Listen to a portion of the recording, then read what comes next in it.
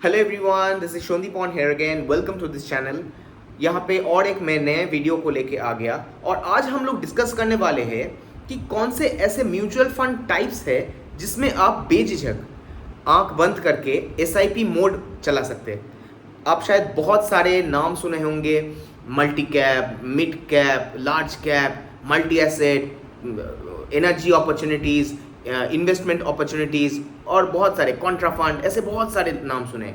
तो ये सब दिमाग में आके ना पहले ही हम लोग का पगला, हम लोग पहले वही वही हो जाता है, भाई इतना इसमें झोल है, इनमें से कौन सा लगाऊं और किसका बात सुनूं।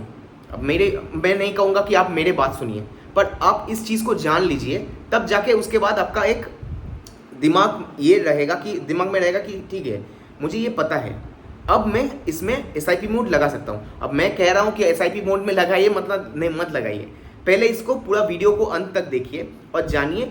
मैं एकदम मतलब कॉमन फंड्स में आपको कहूँगा जो कोई थीम्स सपोर्ट नहीं करता है, जिसमें आप एसआईपी बेझिझक कर सकते हैं। अब इसका फंड जो परफॉर्मेंस है उसके बारे में मैं यहाँ पे मैं नहीं बता सकूँगा, पर क्या टाइप्स है जहाँ पे एकदम ब्रॉड कैटेगरी जो है वो मैं आपका यहाँ पे कहूँगा। तो फर्स्ट जो है वो है कि आपका large cap fund. Large cap fund किसको कहते हैं? जो हमारे इंडिया में है ना, टॉप 100 मार्केट कैपिटलाइजेशन जो है उनमें से जो कंपनीज में लगाते हैं उसको हम लोग कहते हैं लार्ज कैप फंड। अब आप कहेंगे ये मार्केट कैपिटलाइजेशन कहाँ से आ गया? अब इसको ध्यान से थोड़ा सुन लीजिएगा। अब सपोज मेरा एक कंपनी है, हाँ, शोंदीपॉन खान मेरा चैनल है और मेरा एक कंपनी है, शोंदीपॉन खान का एक कंपनी है, मेरा एक खुद का कंपनी है। अब मान लीजिए कि मार्केट जो है, मार्केट मतलब कौन सा मार्केट? Stock market. अब ये स्टॉक मार्केट में आपके मेरा जो अभी प्राइस है मेरे शेयर का वो 100 रुपये है, 100 रुपीज़। और मेरा कितना शेयर है? टोटल 10,000 शेयर है। Suppose let's take an example.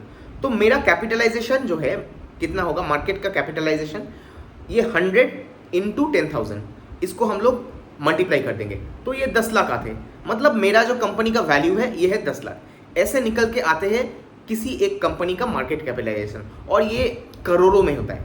तो सोचिए ये कितने बड़े मार्केट है। तो इसलिए लार्ज कैप फंड जो है ये टॉप 100 जो कंपनीज है उन्हीं में से ही निवेश करेगा। सो इसीलिए यहाँ पे मैं पहले इसको डिस्कस कर लूँगा। डिसएडवांटेज एडवांटेज मैं यहाँ पे डिस्कस नहीं करने वाला हूँ। आप ये सिर्फ चीज़ को ध्यान पे रख लीजिए। Second, mid cap fund. Mid cap fund कौन सा है? जो 101 टू 250, मतलब 100 के बाद जो मार्केट कैप, यहाँ पे जो भी बात कर रहा हूँ मैं मार्केट कैप, 101 टू 250 में जो ये बीच में आ रहा है ना, इसको हम लोग मिड कैप कहते हैं। और इनमें से जो कंपनीज है ये मिड कैप में आते हैं, और इनमें मिड कैप कंपनीज में लगाना पड़ते हैं म्यूचुअल फंड एएमसी हाउसेस को, जिसको हम लोग कहते हैं एएमसी हाउसेस, मतलब म्यूचुअल फंड हाउस। कोई भी हो सकता है, ये एसबीआई का हो सकता है, आईसीआईसीआई हो सकता है, एचडीएफसी बैंक, पराग परेख हो सकता है, कोई भी, बहुत सारे एएमसी हाउसेस हैं। वैसे ही जब मिड कैप हो गया तो स्मॉल कैप हम लोग इसको भी सुन लीजिए। स्मॉल कैप वो है जो 250th जो है ना, अब रैंकिंग हो रहा है कंपनीज का मार्केट कैप अनुसार, 250th के बाद जो है, मतलब 251 जो यहाँ पे रैंकिंग है, और उसके बाद जितने सारे लिस्टेड कंपनी है उनमें से जो है ये हम लोग कहते हैं स्मॉल कैप। अब आते हैं कि multi cap. Multi cap fund क्या है? मल्टी कैप फंड वो है जहाँ पे लार्ज कैप में भी निवेश होगा, मिड कैप में भी निवेश होगा, और स्मॉल कैप फंड में भी, मतलब फंड नहीं, कंपनीज में निवेश होगा। और ये कितना करेंगे? सेबी के अनुसार 25% मिनिमम आपको रखना है लार्ज कैप में, मिड कैप में और स्मॉल कैप में रेस्पेक्टिवली। और उसके बाद आपको जाके जो बाकी जो बचा कुचा 25% आपके पास, जो मेरे पास पैसा रहेगा, लेट्स से मैं एक म्यूचुअल फंड हाउस हूँ, मेरे पास वो 25% में शायद लार्ज कैप में ज़्यादा लगाऊं, या स्मॉल कैप में मैं थोड़ा सा रिस्क ले लूँ, या मिड कैप में थोड़ा सा रिस्क ले लूँ।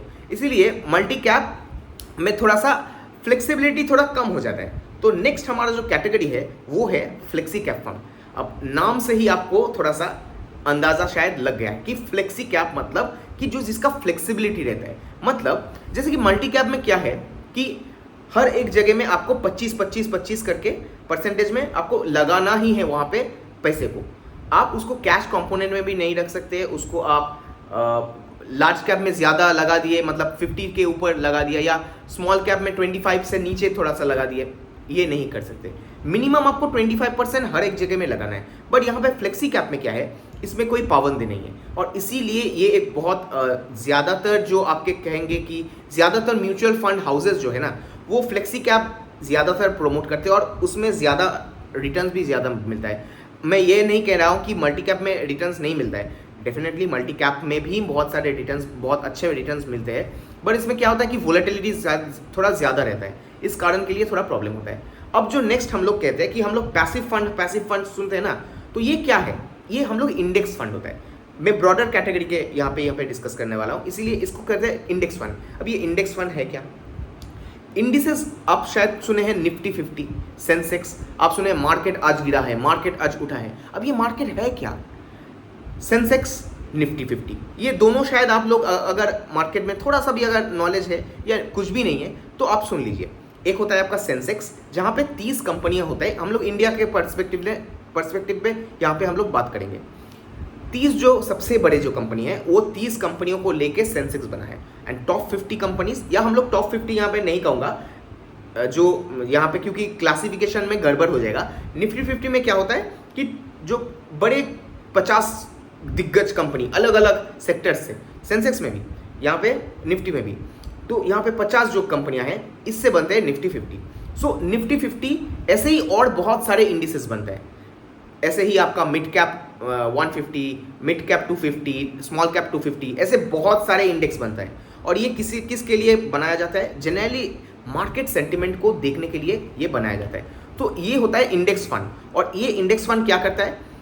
आपके जो पैसे हैं, जिस वेटेज से एक्चुअली लगाना चाहिए ना, जैसे जनरली आपको एक एग्जांपल दे देते हैं।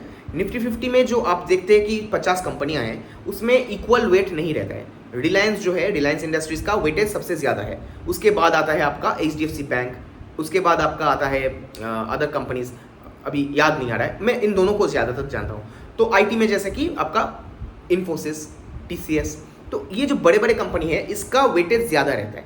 तो अगर ये कंपनीज ऊपर जाएगा तो मार्केट को ये खींच के ऊपर लाएगा। तो ये होता है। तो यहाँ पे इंडेक्स फंड जो होता है, इंडेक्स फंड में क्या करता है? ये जो 50 कंपनियां आप देख रहे हैं, उसी पे आपका पैसा जा रहा है।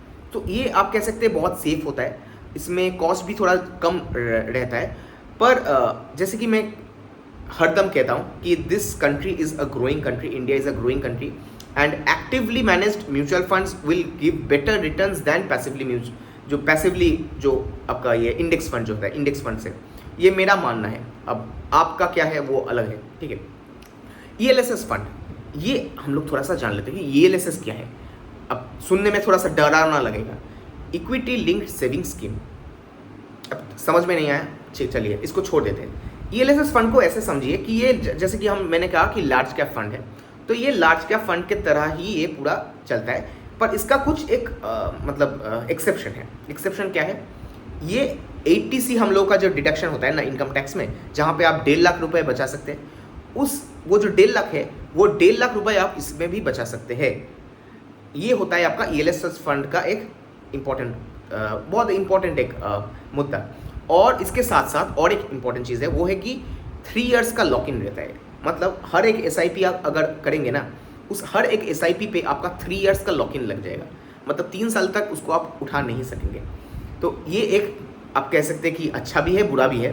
पर इसका मैं कहा जैसे कि जो 80C का डिडक्शन के लिए आपको एनेबल कर लेता है, इसलिए ELSS फंड को बनाया गया है। और ये सभी जो ज़्यादातर बड़े बड़े जो भी दिग्गज कंपनियां हैं, हमारे SBI म्यूचुअल फंड कहिए या कोई भी बड़े बड़े दिग्गज कंपनी, सभी ELSS फंड को प्रमोट भी करता है।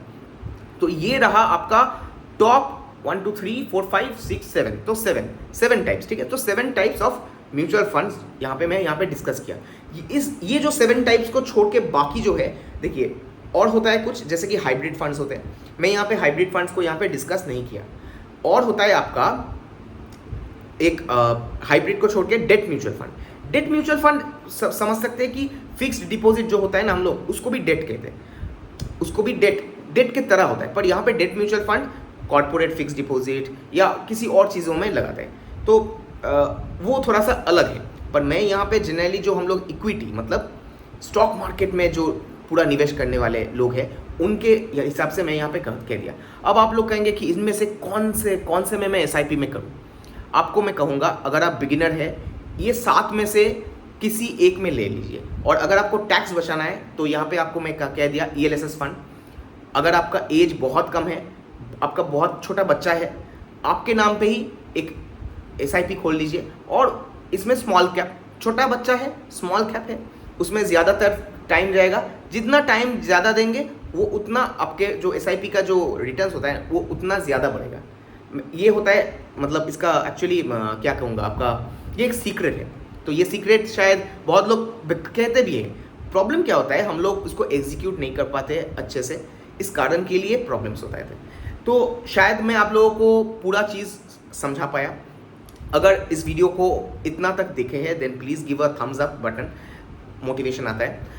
अगर ऐसे और भी कोई टॉपिक्स में अगर आप चाहते हैं कि आपके यहाँ पे लाऊं, please do comment over here in this channel. Till then take care of your health, bye bye.